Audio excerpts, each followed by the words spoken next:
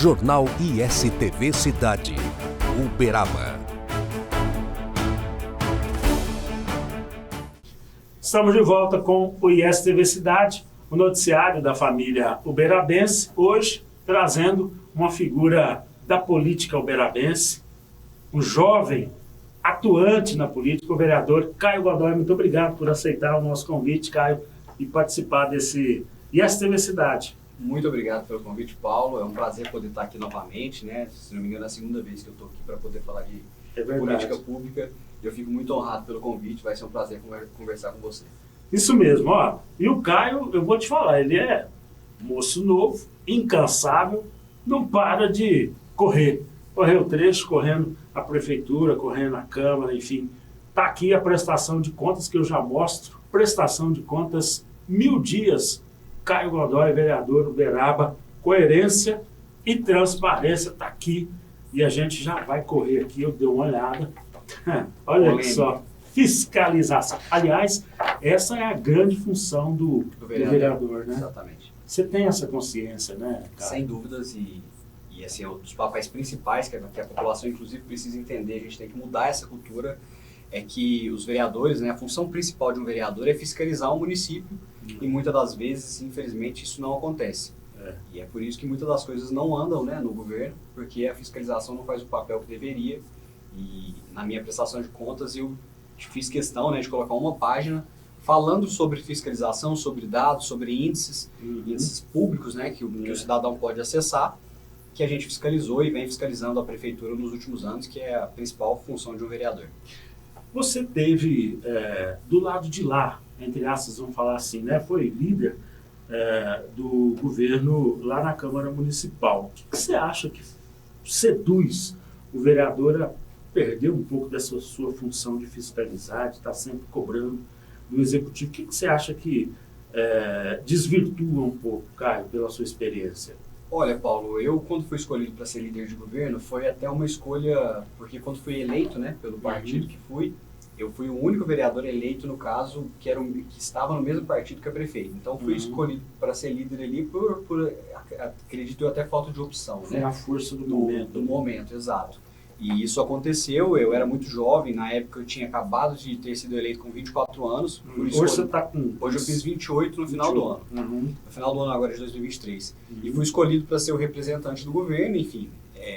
Não tive nenhuma troca de favor, fui escolhido e aceitei mesmo por acreditar naquilo, acreditar no governo. E fiquei por lá 8 meses. E 8 meses para mim foi o suficiente. Para você perceber. Exato, tivemos muitos problemas. E eu acredito que hoje, com mais maturidade política, com mais experiência política, o que leva um vereador a ser líder de governo, e principalmente a ser base do governo, são ali algumas negociações políticas. As benesses do poder. Né? Exato, e assim, quando eu falo negociações políticas, não são negociações ilegais. Falo sobre negociações... É da democracia, eu sempre falo troca isso. De cargos, enfim, troca de favores. Eu acredito que é isso. Comigo, eu sempre bato na tecla, não aconteceu, né? Fui líder de governo, nunca tive um cargo na prefeitura, não tinha nenhum... quis, né, fazer parte desse sistema. E quando eu percebi que isso não funcionava, que o governo não caminhava da maneira que ele se propôs a caminhar na campanha, né, lá em 2020, com 8 meses eu pedi para sair mesmo, renunciei e tenho minha posição muito clara, muito nítida até hoje, 2024. E falta de convite não foi, né? Fui convidado para voltar para o governo, para ser secretário, enfim, tentaram ali me encher os olhos de todas as maneiras, mas eu sou muito firme na minha posição, com o que eu acredito. É por isso que se diz no jargão popular, o poder corrompe. E é exatamente nesse aspecto. A gente fala entre aspas aqui, não estamos acusando ninguém de corrupção, mas o poder corrompe porque ele tem as suas benesses, tem as suas carícias, né? Quem nunca percebeu, né, no poder essas benesses, essas carícias, um cargo aqui, um cargo acolá. Aliás, na sociologia, quando a gente vai estudar isso na universidade, tem nome, né? É patrimonialismo, é benefício em causa própria, né, vereador? Você sabe disso também. Exato. Qual que é a sua formação falar nisso? Sou formado em Direito, né? Ah, então sabe melhor que eu. E tem alguns cursos relacionados à gestão pública, né? Fiz um curso no INSPER, um curso do Renova BR, que é a maior escola política do Brasil. Sim. Então, sim, tenho buscado me qualificar na política e pretendo continuar me qualificando aí. Você participou do Politize também? Politize, lá no começo, né, na turma de 2019. Formou muita gente bacana, Formou né? muita gente bacana. Né? A A Rochelle e o próprio Celso também formou no Politize. O Rodrigo Zara foi meu professor no Politize, né? Que é vereador em Conquista, o Franco. Então tem muita gente bacana que saiu desses cursos políticos. Tem uns que passam por ali, tem aulas bacanas e tudo mais, mas não quer pegar no pesado. Agora, vereador, ultimamente eu vi aí nas suas redes sociais, você fez críticas duras em relação a pagamento de verbas e subvenções para instituições do terceiro setor, que aqui em Uberaba, a gente sabe, é um setor extremamente sofrido, trabalha muito. Ai do governo, se não fosse o terceiro setor, a gente sempre abre espaço aqui, inclusive no ISTV, para instituições do terceiro setor, né? Casas de fornecimento de alimento, educação, né? Aulas no esporte, enfim, inúmeras instituições. E eu vi que você postou algum problema aí. O que aconteceu e como é que está essa situação? Olha, até para as pessoas entenderem, né? Cada vereador ele pode definir para onde que vai R$1 milhão do orçamento do município. Ele pode escolher ali as instituições, né? Baseado nos parâmetros da lei. Todo ano ele pode escolher para onde que vão esses recursos. E em 2023, os vereadores fizeram as suas indicações das instituições que vão receber, né?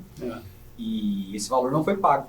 Então as instituições fizeram compromissos, se programaram, se planejaram para receber esses recursos e os recursos não tinham sido pagos até ontem e a grande maioria deles agora aconteceu, né? O pagamento foi efetuado depois das nossas cobranças e quando eu descobri que esses pagamentos não tinham acontecido, eu me posicionei publicamente, cobrei a prefeitura, até porque muitas instituições estavam sufocadas, porque eles dependem desses recursos.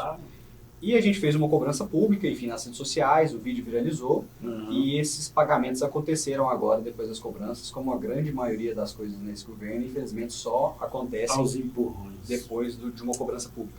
É triste. Agora, na sua avaliação, né, por que essa demora, por que esse atraso?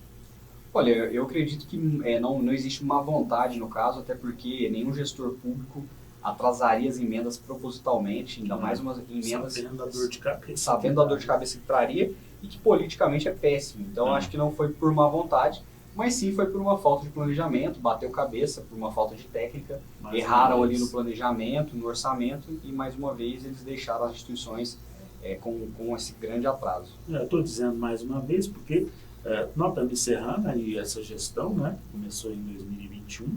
E não é a primeira vez que isso acontece, né?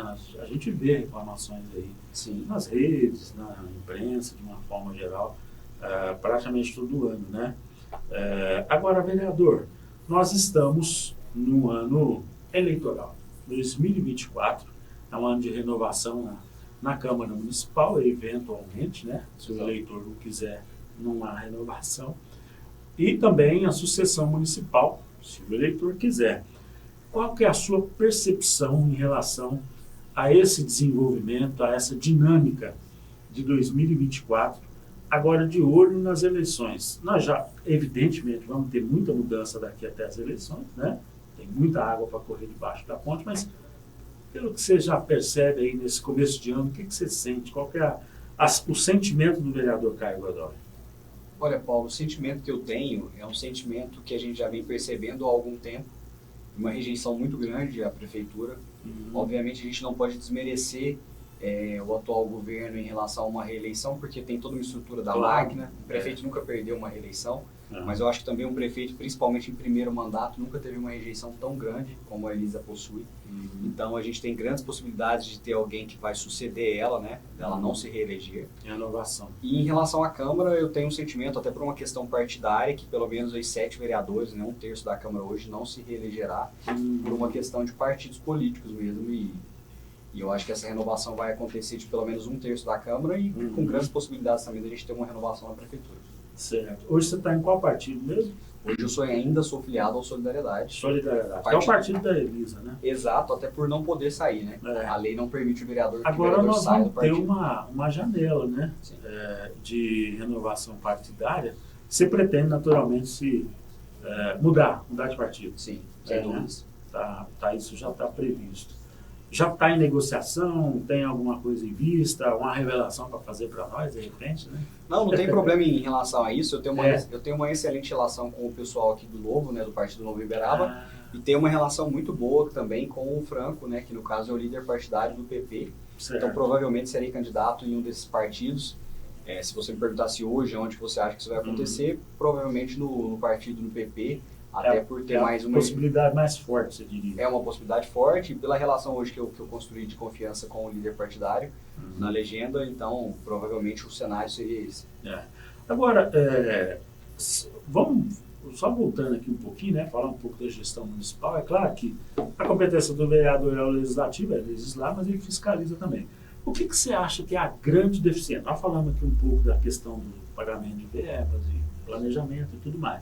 Mas o que você acha que seria a grande deficiência deste governo, quando você olha assim no panorama bem geral, bem genérico, né? A grande deficiência desse governo, Caio? Olha, nós temos muitos problemas no governo, é até difícil elencar um só. A gente tem uma questão muito grave das contas públicas, né, que os gastos com pagamentos de pessoal, que no caso são os servidores, eles aumentaram absurdamente, então o próximo gestor vai ter dificuldade para fazer contratações. Certo. Inclusive foi uma promessa, né, da prefeita diminuir esses gastos, enxugar a máquina, e hoje ela possui muitos mais cargos comissionados do que a gestão anterior. A saúde foi um grande problema, nós tivemos inúmeros problemas na saúde nessa gestão, inclusive com as obras que atrasaram e daí sufocaram algumas unidades relacionadas à saúde. A gente tem uma queda absurda no índice mineiro, né, do estado de esportes. Uberaba figurava aí em 20º lugar e caiu para a posição 97 na última avaliação. Então a gente tem vários problemas assim para elencar. E eu acho que o que mais afeta as pessoas lá na ponta é a saúde. A saúde, para quem é usuário da saúde pública, quando a gente conversa na rua, esse pessoal sofreu muito. E as pessoas, a grande queixa, eu acredito, foi essa questão do atendimento na saúde. Tá certo. Eles costumam dizer aqui no ISTV, na Rádio Cultura também, que, aliás, é um dos canais que a gente usa para divulgar o nosso trabalho aqui na televisão também, né, que a deficiência desse governo em relação a licitações, processos, né, planejamento, é um gargalo, né? Você concorda com isso? Concordo, e eu acredito que, assim, em algumas pastas era fundamental ter pessoas experientes, né, acostumadas com a gestão. Eu acho que faltou um pouco de humildade nessa transição, de deixar algumas pessoas que entendiam do processo para poder pelo menos passar esse conhecimento, né, fazer esse período de ensinamento. Isso não aconteceu. E aí muitas pessoas que nunca estiveram na gestão pública foram lá colocadas, e aí a máquina parou de funcionar em alguns pontos e isso atrasa o serviço lá na ponta para a população. E quando eu falo de saúde, a gente também não pode esquecer que a causa animal está dentro de saúde, né? É verdade. Então, assim, nós também tivemos vários problemas na causa animal, ainda temos vários problemas, enfim. A saúde como um todo eu acho que é o principal problema da gestão municipal. Inclusive eu estou aqui com a página que fala exatamente desse tema, eu vou até mostrar aqui para a nossa audiência, que é uma das bandeiras do vereador Caio Godoy. O que avançou na causa animal, pelo menos assim no trabalho seu lá no Legislativo? O que você pode destacar? Eu estou vendo aqui as publicações, mas de cabeça, assim, o que você elencaria para nós? Olha, eu acredito que foi um avanço no número de castrações, né, que aconteceram, até porque eu não posso aqui ser leviano e falar que isso não aconteceu. A gestão passada praticamente não castrava animais, e para a gente ter um controle populacional dos animais, a gente precisa que essas castrações ocorram. E elas aumentaram, né, num grande volume, elas aumentaram. O poder público conseguiu fazer mutirões de castração e aumentaram essas cirurgias para os protetores mais humildes. E isso parte muito do trabalho dos vereadores da causa animal, que lá no começo da gestão não só mexeram no orçamento e aumentaram o orçamento do município para que isso acontecesse, mas que também cobram lá semanalmente, não só eu, mas a própria Alessandra, Denise, cobram esses avanços da causa animal lá na Câmara. Então, eu acho que isso foi fundamental também para que isso acontecesse. No eventual segundo mandato de Caio Godoy, você pretende continuar focando essa diretriz que você adotou no primeiro mandato? Vai abrir janela, porta, enfim, para outros temas? O que você pensa em relação à sua atuação no Legislativo? Aí eu estou, claro, fazendo aqui um balanço, né? O que você acha que pode melhorar, pode avançar, né? Você falou, nossa, essa parte aqui eu preciso avançar. Olha, eu acredito que eu amadureci muito baseado no primeiro ano de mandato, né? Aprendi e aí eu não digo no sentido negativo das coisas, mas aprendi a parte política, né, de forma... Sim. Hoje eu sou muito mais maduro para lidar com algumas questões, e eu acredito que o trato com as pessoas, com as instituições, ele pode ser mais analisado e assim, isso até já melhorou nos últimos anos, principalmente a questão das emendas parlamentares. A gente conseguiu dar muito mais transparência, trazer para a população participar de como que o vereador vai destinar esse recurso, né? No ano passado nós fizemos um edital, as instituições se inscreveram, acredito que foi a primeira vez na história que isso aconteceu em Uberaba. Então são coisas que você vai aprendendo ao longo do mandato, que pode beneficiar a população, e eu acho que isso aconteceu e num possível segundo mandato isso vai continuar acontecendo. Então assim, eu estou bem focado agora em mostrar para as pessoas o que foi desenvolvido, porque esse é um ano eleitoral e é um ano que a gente sabe que é bem pesado. A disputa é ferrenha. Exato. Eu estou vendo aqui, por exemplo, a questão do aumento do salário dos vereadores. Sim. Tem vereador que vem aqui e fala que eu preciso dessa subvenção porque eu faço um trabalho social. Você não se arrepende de ter votado aqui como você votou em questão do aumento do salário? Você votou contra. Votei contra, me posicionei que votaria contra enquanto candidato, né? Então, quando me coloquei à disposição de ser candidato a vereador, sempre deixei claro que votaria contra o aumento de gastos públicos e votei contra. Votei contra também o aumento da diária de viagem, né? Para as pessoas que nos assistem. Os vereadores, quando viajam a trabalho, eles podem receber um valor todos os dias, né? Por dia que ele viajou. E também teve esse aumento dessa diária de viagem e eu votei contra e não me arrependo, não. Respeito os vereadores que pensam diferente, mas eu me posicionei. Tivemos dois, né? Tivemos um aumento e um reajuste, duas votações diferentes, mas que impactariam no salário dos vereadores, e eu votei contra as duas no mandato. É isso aí. Olha lá, de 12.480 para 20.860. Esse para o próximo mandato. Próximo mandato. Você mantém aquela postura sua de controle do gasto público, então. Exatamente. É preciso ser macho, né, para encarar aquela Câmara. No começo foi muito criticado, né, mas hoje eu acho que os vereadores entenderam o meu posicionamento, a grande maioria deles, e eu também amadureci no sentido de respeitar mais a opinião dos colegas que pensam diferente e não ir para o embate, não ficar desgastando em redes sociais os vereadores que se posicionam diferente. Então, cabe à população fazer esse julgamento. É isso, faz parte da democracia, por isso eu quero agradecer a participação do vereador Caio. Muito obrigado por estar aqui conosco, viu? E esteja sempre por aqui trazendo as novidades. Eu que te agradeço a oportunidade de conversar com você novamente e convido as pessoas também que nos assistem a me seguir lá nas redes sociais, porque no dia a dia eu posto tudo sobre a Câmara, o nosso trabalho diário. O Instagram é Caio Godoy. Segue a gente lá, porque Instagram e Facebook a gente posta bastante coisa e é importante a população ficar por dentro do trabalho dos representantes. Isso aí. Obrigado de novo. E STV Cidade, o noticiário da família uberabense. Estamos apresentando Jornal ISTV Cidade, Uberaba. Sabe aqueles momentos com a família, sentados à mesa, momentos que nos fazem bem, que nos fazem felizes? Para acompanhar uma prosa boa, tem que ter Café Silva. Café puro, direto da roça, produzido com tecnologia sem contato manual. Para uma qualidade diferenciada, deixa a gente fazer parte desses momentos na sua vida. Telefone 034 991 59 39 39, atendendo toda a região. Café Silva, cada vez melhor.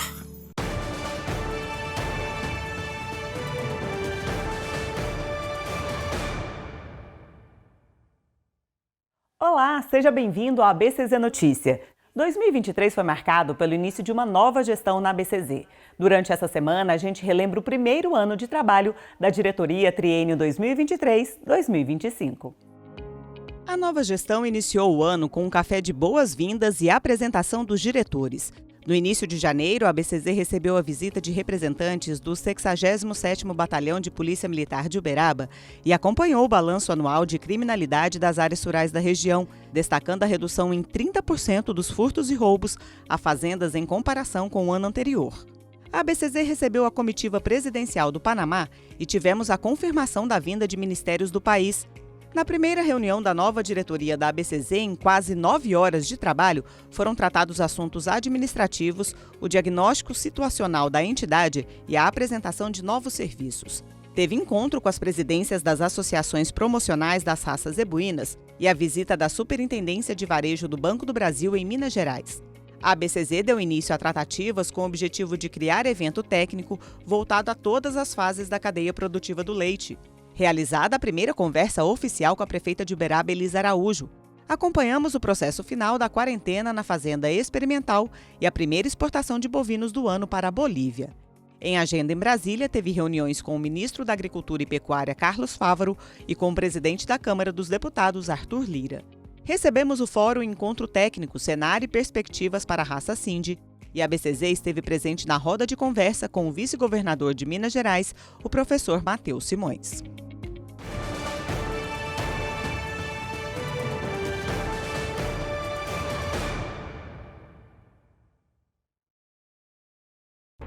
Voltamos a apresentar Jornal ISTV Cidade, Uberaba. Estamos de volta com o ISTV Cidade, o noticiário da família uberabense, agora para falar sobre Carnaval. Bloco Vila Véquia é o nome do animado bloco que vem sendo coordenado pela produtora cultural Valentina Matéis. Confira como está a organização para este Carnaval. O Bloco Vila Véquia veio de uma necessidade de relembrar os tempos dos eventos que teve no Vila Véquia. Inclusive, o momento a gente quer inclusão, né, social. Então, é um bloco que a gente fez para agregar a todos, sem preconceito, sem nada. Então, que eu acho que é um momento que na avenida todo mundo tem que se unir, né, e quebrar esses paradigmas sociais. Quando você fala do Vila Véquia, o que vem a ser? Tem muita gente que está te ouvindo, te assistindo ali, não sabe, não conhece, às vezes. Conta um pouco dessa história. Sim, o Vila Véquia é um espaço cultural que era localizado ali no Fabrício. Teve vários eventos, feira, era um espaço de cowork também. E veio a pandemia, né? E a gente precisou de fechar o espaço, né? E a gente quer reunir os amigos, os empreendedores, os parceiros, para a gente estar comemorando o Carnaval e dando força aí para a cidade. O espaço LGBT, então, aberto. Isso, a toda a comunidade LGBT, aos héteros também. Nós somos bem tranquilos com todos. A união faz a força. Tá certo. Em relação ao Bloco Vila Véquia, está montando direitinho? Qual é a expectativa para chegar na avenida? O mínimo me parece que 50 integrantes. Como é que vocês estão? Então, o mínimo são 50 integrantes, né? A gente espera ter pelo menos uns 80 integrantes, amigos, parceiros, né? Para estar na avenida com a gente nessa festividade. Legal. Com essa divulgação que você está fazendo aqui agora, eu espero que ao lançarmos aí nas redes sociais, você possa compartilhar e agregar. Agora, o que o bloco vai ter de interessante para quem for participar? Conta um pouco aí para atrair a galera. Pois bem, o bloco, a gente está fornecendo abadá para todo mundo gratuito, tá bom? Então venha, vocês têm o link, meu WhatsApp também, vou deixar o número para estar anunciando, 34 992 29 5293. Pode estar me chamando, eu passo o link para estar cadastrando e pegar sua abadá, tá bom? Tem arroba também nas redes sociais? Fala aí. Tem, @Valentina Matéis, é o meu oficial, é o meu Instagram, e lá eu passo todas as informações. Legal, então vamos torcer. E eu quero que, para finalizar aqui, Valentina, você conte para nós os dias que vocês vão desfilar, para que todo mundo fique sabendo como é que é o trajeto, enfim, você já sabe de tudo, né? Sim, claro. Né, a gente está tudo junto com a Fundação Cultural, que está organizando o Carnaval, né? Terra de Gigante, e a gente vai estar saindo da Turma Achada ali da Pernambucana e indo até a Concha Acústica, desfilando com trio elétricos, bateria, bem animado. Mudamos de assunto no ISTV Cidade para falar sobre o foco do primeiro semestre da reitora da Universidade Federal do Triângulo Mineiro, Marinalva Vieira. Nós conversamos rapidamente com ela, que conta o que foi focado neste primeiro semestre de mandato à frente da Universidade Federal do Triângulo Mineiro. Confira. Olha, nós focamos algumas questões. Primeiro, o diálogo em Brasília com o reposicionamento da UFTM enquanto uma instituição de ensino que demanda e que precisa de recursos. Então, nesse primeiro semestre, nós falamos muito com lideranças políticas dos mais diversos matizes e construímos bancos de projetos que nós colocamos em Brasília. Da perspectiva de olhando internamente, eu acho que foi um momento de nós pensarmos, o replanejar, iniciarmos projeto de reorganização da universidade, de reestruturação das questões administrativas, a partir do projeto de gestão que nós queremos pôr em funcionamento aqui dentro. Então, esse primeiro semestre, ele foi de construção de lastros para o que será o desenvolvimento da nossa gestão durante esses 4 anos. E com isso, nós encerramos mais esta edição do ISTV Cidade, o noticiário da família uberabense. Jornal ISTV Cidade. Notícias exclusivas de Uberaba todos os dias, aqui na ISTV. Ao meio-dia e às 8h30 da noite. Uberaba, terra de gigantes. A cidade dos dinossauros, de Chico Xavier e do Gado Zebu, integra a programação da ISTV. Vamos mostrar Uberaba e todo o seu potencial de turismo, desenvolvimento econômico, polo de excelência em saúde, educação e muito mais. A população de Uberaba agora junta-se à rede ISTV, com mais de 150 milhões de telespectadores em todo o Brasil. Através das antenas parabólicas, TV digital via satélite, TVs conectadas e TV a cabo. Segunda a sexta-feira, ao meio-dia e às 8h30 da noite. ISTV Cidade, o noticiário da família uberabense.